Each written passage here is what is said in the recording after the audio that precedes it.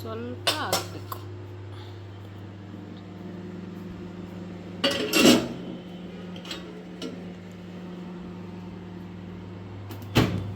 Hi ನಮಸ್ತೆ. ಇವತ್ತು ಸಂಜೆಯಿಂದ ವ್ಲಾಗ್ ಸ್ಟಾರ್ಟ್ ಮಾಡಿದ್ದೀನಿ. ನೀವು ಸ್ಟಾರ್ಟಿಂಗ್ ವಿಡಿಯೋದಲ್ಲೇ ನೋಡಿದ ಹಾಗೆ ನುಗ್ಗೆ ಸೊಪ್ಪಿತ್ತು. ನುಗ್ಗೆ ಸೊಪ್ಪು ಮಧ್ಯಾಹ್ನ ಹಾಕಿ ಬಸ್ಸಾರು ಮಾಡಿದ್ದೆ. ಸ್ವಲ್ಪ ಮಕ್ಕಳೆಲ್ಲ ಪಲ್ಯ ಎಲ್ಲ ತಿನ್ನೋಕೆ ಹಾಗೆ ಹೀಗೆ ಮಾಡ್ತಾರೆ. ಬಟ್ ಬಸ್ಸಾರು ಪಲ್ಯ ಮಾಡಿದ್ದೆ ಮುಗೀತು. ಇನ್ನೂ ಸ್ವಲ್ಪ ಇತ್ತು, ಬಟ್ ಅದನ್ನೇ ಇದು ಮಾಡೋದು ಬೇಡ, ವೇಸ್ಟ್ ಮಾಡೋದು ಬೇಡ, ಮತ್ತು ಇಟ್ಟರೆ ಅದು ಫ್ರಿಡ್ಜಲ್ಲಿ ಸ್ವಲ್ಪ ಮೆತ್ತಗಾಗುತ್ತೆ ಅಂತ ಹೇಳಿಬಿಟ್ಟು ಮಾರ್ನಿಂಗು ಬಿಸಿ ನೀರಿಗೆ ಹಾಕ್ಕೊಂಡು ಕುಡಿಬೋದು. ಇಲ್ಲ ಸಾಂಬಾರ್ಗೆ ಹಾಕಿದ್ರು ಚೆನ್ನಾಗಿರುತ್ತೆ. ಹುಳಿ ಸಾರಿಗೆ ಸ್ವಲ್ಪ ಒಗ್ಗರಣೆಗೆ ಹಾಕಿದ್ರೆ ಟೇಸ್ಟು ಚೆನ್ನಾಗಿರುತ್ತೆ ಅಂದ್ಬಿಟ್ಟು ಈ ಥರ ಅವನಲ್ಲಿ ಇಟ್ಬಿಟ್ಟು ಡ್ರೈ ರೋಸ್ಟ್ ಮಾಡ್ಕೊತಾ ಇದ್ದೀನಿ. ಇದನ್ನು ಮಿಕ್ಸಿಗೆ ಹಾಕಿ ಪುಡಿ ಮಾಡಿಕೊಂಡ್ರೆ ಫುಲ್ ಪೌಡರ್ ಆಗಿಬಿಡುತ್ತೆ. ಅದು ಕೂಡ ಮಾರ್ನಿಂಗ್ ಎಂಟಿ ಸ್ಟಮಕ್ ತೊಗೊಂಡ್ರೆ ನಮ್ಗೆ ಲೇಡೀಸ್ಗಂತೂ ತುಂಬ ಒಳ್ಳೆಯದು. ಸೊ ಇವಾಗೆಲ್ಲ ಇದನ್ನು ಕಾಸು ಕೊಟ್ಟು ತೊಗೋಬೇಕು. ಇದು ಸ್ವಲ್ಪ ಮನೆಯಲ್ಲೇ ಈ ಥರ ಕ್ಲೀನಾಗಿ ತೊಳೆದು ಒಣಗಿಸಿ ಮಾಡಿಕೊಂಡ್ರೆ ಕ್ಲೀನಾಗಿರುತ್ತೆ. ಆಮೇಲೆ ಹೆಲ್ತ್ ವೈಸು ಚೆನ್ನಾಗಿರುತ್ತೆ.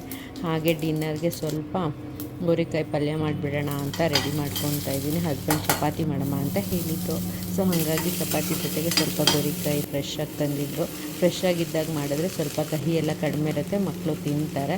ಅದು ಒಂದು ದಿವಸ ಸ್ಟೋರ್ ಮಾಡಿ ಸ್ವಲ್ಪ ನನಗೆ ಕಹಿ ಅನಿಸುತ್ತೆ, ಗೊತ್ತಿಲ್ಲ, ಬಟ್ ನಾನು ಟೆಸ್ಟ್ ಮಾಡಿರೋ ಪ್ರಕಾರ ಆ ಥರ ಆಗುತ್ತೆ. ಸೊ ಹಾಗಾಗಿ ಫ್ರೆಶಲ್ಲೇ ಮಾಡ್ತಾಯಿದ್ದೀನಿ. ಸಿಂಪಲಾಗಿ ಒಗ್ಗರಣೆ ಮಾಡ್ತಾಯಿದ್ದೀನಿ, ಜಾಸ್ತಿ ಏನು ಫ್ಯಾನ್ಸಿ ಇಲ್ಲ. ಹಾಗೆ ಮಾಡಿಕೊಂಡು ನೋಡಿ, ಅವನ ಕೆಲಸ ಅಂದರೆ ಅವನ ಮೇಲಿಂದೆಲ್ಲ ತೆಗ್ದುಬಿಟ್ಟು ಅಡುಗೆ ಜೊತೆಗೆಲ್ಲ ಅಂದರೆ ಸ್ಲ್ಯಾಬೆಲ್ಲ ಎಷ್ಟು ಗಲೀಜಾಗಿಬಿಟ್ಟಿರುತ್ತೆ. ಸೊ ಅದನ್ನು ಸೈಡ್ ಬೈ ಸೈಡು ಕುಕ್ ಮಾಡ್ಕೊತಾನೆ ಕ್ಲೀನ್ ಮಾಡ್ಕೊತಾ ಇದ್ದೀನಿ.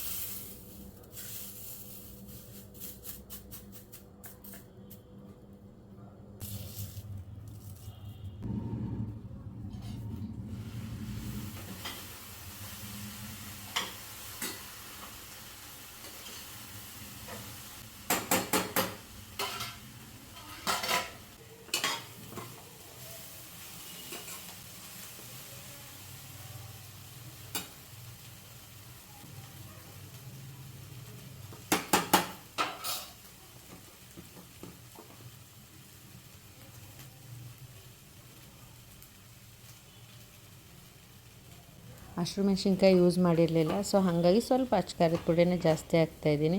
ಟೇಸ್ಟಿಗೆ ಚೆನ್ನಾಗಿರುತ್ತೆ ಅಂತ ಒಂದೇನೋ ಹಾಕಿದ್ದೆ. ಸೊ ಅದೇನು ಖಾರ ಕೊಡೋದಿಲ್ಲ ಅಲ್ವಾ, ಹಾಗಾಗಿ ಒಣಮೆಣ್ಸಿನ್ಕಾಯಿ ಪುಡಿನ ಸ್ವಲ್ಪ ಜಾಸ್ತಿ ಹಾಕ್ಕೊಂಡು ಸ್ವಲ್ಪ ನೀರು ಹಾಕಿ ಸ್ಟೀಮಲ್ಲೇ ಈ ಥರ ಬೇಯಿಸ್ಕೊಂಡ್ರೆ ಆರಾಮಾಗಿ ಕುಕ್ ಆಗಿಬಿಡುತ್ತೆ.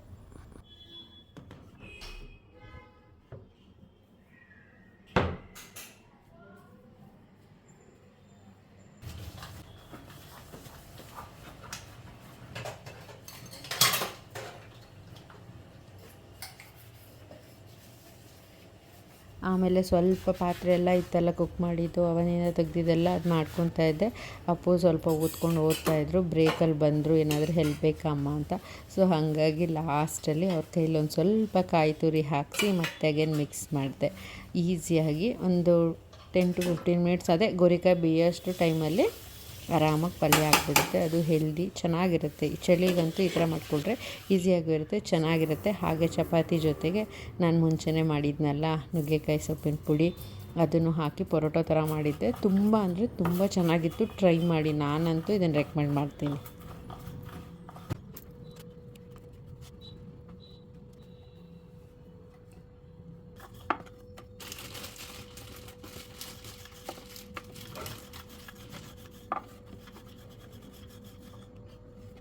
ಏನಕ್ಕೆ ಇವಾಗ ಊಟ ಮಾಡೋ ಟೈಮಲ್ಲಿ ಒಂದು ಚಪಾತಿ ಕಡಿಮೆ ತಿಂದ್ಬಿಡು. ಬ್ರೆಡ್ ತಿಂದಿದೆಯಲ್ಲ, ಒಳ್ಳೇದೇನು ತಿನ್ಬೇಡ.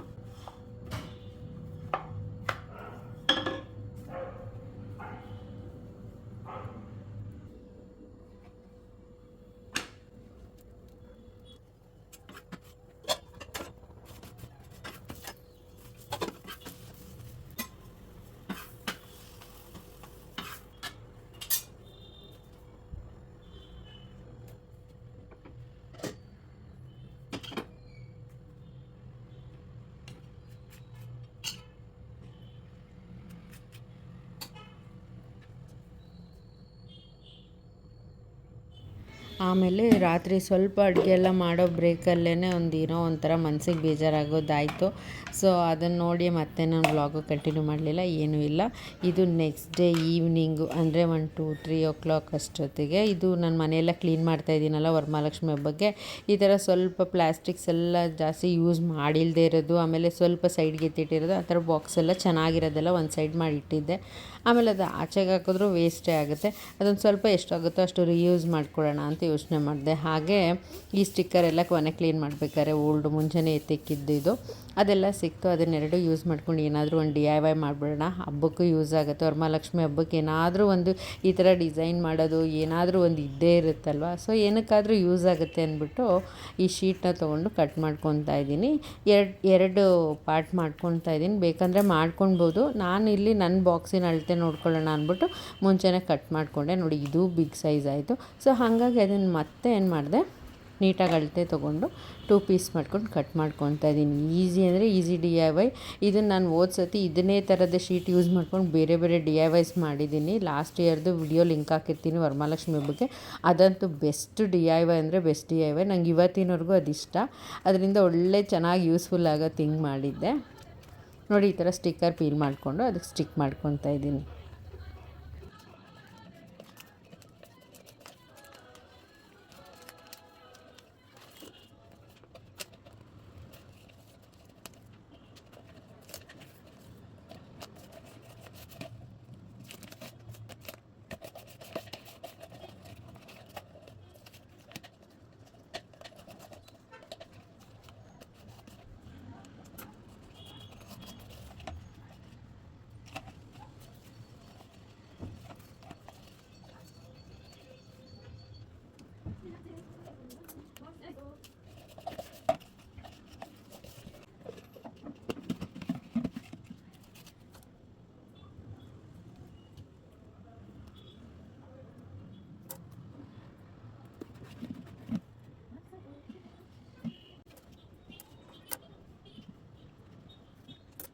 ಕಟ್ ಮಾಡಬೇಕಾದ್ರೆ ಸಣ್ಣ ಸಣ್ಣ ಪೀಸ್ ಇತ್ತಲ್ಲ, ಅದನ್ನು ಮತ್ತೆ ವೇಸ್ಟ್ ಮಾಡೋದು ಬೇಡ ಅಂತ ಅದು ಸ್ಟಿಕ್ ಮಾಡಿದ್ರೆ ಅದೊಂಥರ ಡಿಸೈನ್ ಕ್ರಿಯೇಟ್ ಆಯಿತು. ಇರೋಷ್ಟು ದಿವಸ ಇರಲಿ ಅಂದ್ಬಿಟ್ಟು ಹಾಗೆ ಇದೊಂದು ಬಾಕ್ಸ್ಗೂ ಕೂಡ ಅದೇ ಥರ ಸ್ಟಿಕ್ ಮಾಡಿದೆ. ಸೊ ವೈಟು ರೆಡ್ಡು ಎಲ್ಲೋ ಚೆನ್ನಾಗಿ ಕಾಣುತ್ತೆ. ಇದು ಏನಕ್ಕೆ ಮಾಡಿದೆ ಅಂತ ನೋಡಿ, ನಾನು ರಂಗೋಲಿ ಪುಡಿ ಹೊಸ್ದಾಗಿ ತೊಗೊಂಡಿದ್ದೆ.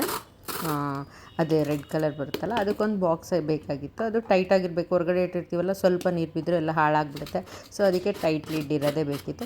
ಸೊ ಸ್ವಲ್ಪ ಈ ಥರ ಫ್ಯಾನ್ಸಿಯಾಗಿ ಮಾಡಿ ಹೊರಗಡೆ ಇಡೋದ್ರಿಂದ ಚೆನ್ನಾಗೂ ಇರುತ್ತೆ, ಆಮೇಲೆ ಗಲೀಜು ಅನಿಸೋದಿಲ್ಲ.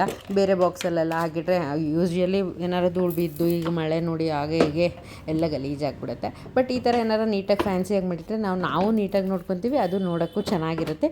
ಎಲ್ಲಿ ಬೇಕಾದರೂ ಅಲ್ಲಿ ನೀಟಾಗಿ ಇಟ್ಕೋಬೋದು. ಮನೆ ಹೊರಗಡೆ ರಂಗೋಲಿ ಹಾಕೋದು, ರಂಗೋಲಿ ಅದೆಲ್ಲ ಚೆನ್ನಾಗಿರುತ್ತಲ್ಲ ಥೀಮು. ಸೊ ಅದಕ್ಕೆ ಅದೇ ಥೀಮಲ್ಲೇ ಇದನ್ನ ರೆಡಿ ಮಾಡಿದೆ. ನಿಮ್ಗೆ ಈ ಐಡಿಯಾ ಇಷ್ಟ ಆಯಿತಾ? ಈ ಥರ ಐಡಿಯಾಸ್ ಏನಾದರೂ ನಿಮಗೆ DIYs ಹೋಮ್ ಡೆಕೋರ್ ಏನಾದ್ರು ನೋಡಬೇಕು ಅಂದರೆ ಪ್ಲೀಸ್ ಕಮೆಂಟ್ ಮಾಡಿ ತಿಳಿಸಿ, ಆಯಿತಾ? ನೋಡಿ ಎಷ್ಟು ಕ್ಯೂಟಾಗಿ ಎಷ್ಟು ಮುದ್ದಾಗಿ ಬಂತು. ಹಬ್ಬಕ್ಕಂತೂ ಸೂಪರಾಗಿ ಕಾಣುತ್ತೆ. ಮನೆ ಎಂಟ್ರೆನ್ಸಲ್ಲಿ ಈ ಥರ ಏನಾದರೂ ಮಾಡಿದ್ದೆ. ನಾನು ಹೇಳಿದ್ನಲ್ಲ ರಾತ್ರಿ ಡಿಸಾಸ್ಟರ್ ಆಯಿತು ಅಂತ. ಅಪ್ಪು ಹೇಗೋ ಅದನ್ನು ಶೂಟ್ ಮಾಡಿಕೊಂಡ್ರು. ಈ ಪಾಪು ಟ್ಯೂಷನ್ ಏನೋ ಮುಗಿಸ್ಕೊಂಡು ಬರ್ತಾಯಿದೆ, ಮಳೆ ಬರ್ತಾಯಿದೆ. ಅದು ಈ ಥರ ಪಾಸ್ ಆಯ್ತಪ್ಪ. ಒಂದು 2 ಮಿನಿಟ್ಸು ಇರಲಿಲ್ಲ. ಮಳೆ ಜೋರಂದರೆ ಜೋರೇ ಬರ್ತಿತ್ತು. ಬಟ್ ಅದೇನು ನೋಡಿತ್ತು ಪಾಪ, ಅದು ಮಳೆನೇ ನೆನ್ಕೊಂಡು ಹೋಗ್ತಾಯಿತ್ತು. ಇವರು ಕಾರು ಅಪೋಸಿಟ್ ಹೌಸರು ಕಾರ್ ತೆಗಿತಾಯಿದ್ರು. ಆ ಕಾರ್ ವೀಲ್ ಇನ್ನೂ ಹಿಂದಕ್ಕೆ ಬಂದಿಲ್ಲ. ಅಷ್ಟು ಎಷ್ಟು ಬೇಗ ಮಗು ಗೇಟ್ ತೆಗಿತಾ ಇಲ್ವೋ ಗೊತ್ತಿಲ್ಲ, ಮರ ರಪ್ಕೊಂತ ಬಿತ್ತು. ಅದು ಇನ್ನೊಂದು 5 ನಿಮಿಷ 2 ನಿಮಿಷ ಲೇಟಾಗಿ ಬಂದರೆ ಪಾಪಚ್ಚಿ ಆ ಹುಡುಗಿ ಮೇಲೆ ಮರ ಬೀಳೋದು. ನಾನು ಅದೇ ಅಂದ್ಕೊಂಡೆ, ದೇವರು ಬೇಗ ಅದಕ್ಕೆ ಮಗನ ಕಳಿಸ್ತು, ಆ ಕಾರ್ನು ಅವ್ರ ಮನೆಯಿಂದ ಆಚೆಗೆ ಬಿಡಲಿಲ್ಲ ಅನ್ನಿಸ್ತು. ಸೊ ಒಂದ್ಸಲ ಮನಸ್ಸಿಗೆ ನೋವು ಆಯಿತು, ಒಂಥರ ಖುಷಿನೇ ಆಯಿತು, ಯಾರಿಗೂ ಏನೂ ಆಗಲಿಲ್ಲ ಅಂತ. ಇದು ಹಾಗೆ ನೆಕ್ಸ್ಟ್ ಡೇ ನಾನು ಹೇಳಿದ್ನಲ್ಲ DIY ಎಲ್ಲ ಆದಮೇಲೆ ಹಾಗೆ ಒಂದು ರೂಮು ಕ್ಲೀನ್ ಮಾಡ್ಕೊಂಬಿಟ್ಟಿದ್ದೆ. ಸೊ ಅದಕ್ಕೆಲ್ಲ ಅಪ್ಪು ಸೋನು ಕ್ಲಾಸಿಂದ ಬರೋ ಅಷ್ಟೊತ್ತಿಗೆ ಬ್ರೆಡ್ ಸ್ಪ್ರೆಡ್ ಎಲ್ಲ ಹಾಕ್ಬಿಡೋಣ ಅಂತ ಇದೊಂದು ಸ್ವಲ್ಪ ನ್ಯೂ ಆಗಿ ತಂದಿದ್ದೆ. ಆಗ ಟ್ರೈ ಮಾಡೋಣ ಸೈಜೆಲ್ಲ ಸರಿ ಹೋಗುತ್ತಾ ಅಂತ ಹಾಕ್ತಾಯಿದ್ದೀನಿ.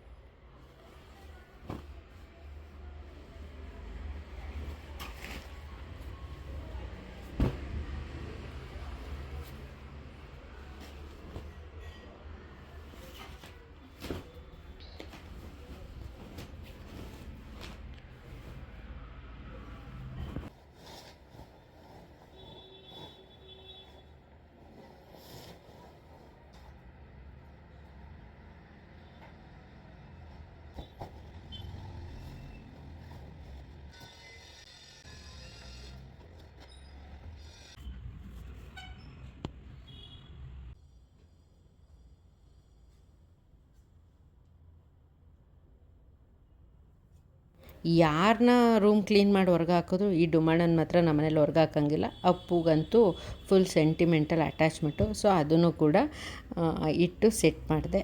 ರೂಮು ನೀಟಾಗಿ ಕ್ಲೀನ್ ಆಯಿತು. ಹಬ್ಬಕ್ಕೆ ಆರಾಮಾಗಿ ರೂಮು ರೆಡಿ ಆಯಿತು. ಸ್ವಲ್ಪ ಮನೇಲಿರೋ ಗಲೀಜು ಆಚೆಗೋಯ್ತು. ಫುಲ್ ನೀಟಾಗಿ ಶಾಂತವಾಗಾಯಿತು. ನೀವೆಲ್ಲ ಹಬ್ಬಕ್ಕೆ ಕ್ಲೀನ್ ಮಾಡ್ಕೊಂಡಿದ್ದೀರಾ, ಏನು ಮಾಡ್ತಾಯಿದ್ದೀರಾ ಅಂತ ಪ್ಲೀಸ್ ಕಮೆಂಟಲ್ಲಿ ತಿಳಿಸಿ. ಈ ರೂಮ್ ಕಲರು ಥೀಮು ಎಲ್ಲ ಇಷ್ಟ ಆಯಿತಾ? ಇದಕ್ಕೇನಾದರೂ ಬೇರೆ ಏನಾದರೂ ಹೊಸ ಥರ ಡೆಕೋರ್ ಮಾಡಬೇಕು ಅಂತ ನಿಮ್ಗೆ ಇಷ್ಟ ಅಂದರೆ ಐಡಿಯಾಸ್ ಬೇಕು ಅಂತ ಅಂದರೆ ನಂಗೆ ಪ್ಲೀಸ್ ಕಮೆಂಟ್ ಮಾಡಿ ತಿಳಿಸಿ. ಮತ್ತು ನೆಕ್ಸ್ಟ್ ವೀಡಿಯೋದಲ್ಲಿ ಸಿಗ್ತೀನಿ.